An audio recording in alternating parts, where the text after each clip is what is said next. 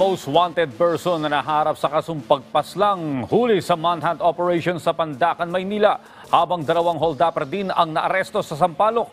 Si Bien Manalo sa detalye. Hindi na nakapalagpa ang miyembro ng LGBTQIA+ community na ito sa ikinasang entrapment operation ng mga tauhan ng Manila District Anti-Cybercrime Team sa loob ng isang mall sa Maynila. Kinilala ang sospek na si alias An Antukin at Sunatahin, 21 anyos na isang estudyante. Nagpanggap umanong tunay na babae si alias An Antukin na nakarelasyon ng biktima na isang special child.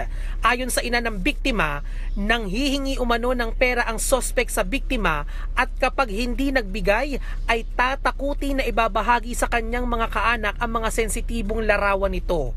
Dagdag pa nito ay natong magang anak, nakumpiska sa sospek ang pera, cellphone at mga personal na gamit. Sasampahan ng kasong paglabag sa Cybercrime Prevention Act of 2012 ang sospek.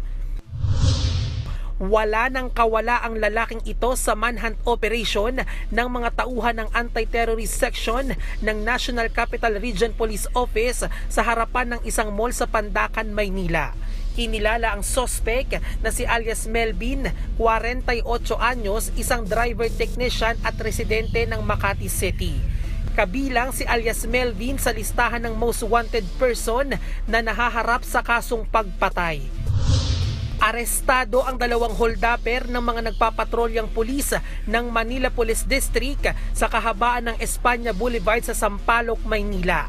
Mas madali namang natukoy ang pagkakakilanlan ng mga sospek ng personal silang ituro ng biktima sa presinto. Nasa kustodiya na ng otoridad ang mga nadakip na sospek para harapin ang kanilang kaso sa hukuman. Bien Manalo para sa Morning Show ng Bayan, Rise and Shine, Pilipinas.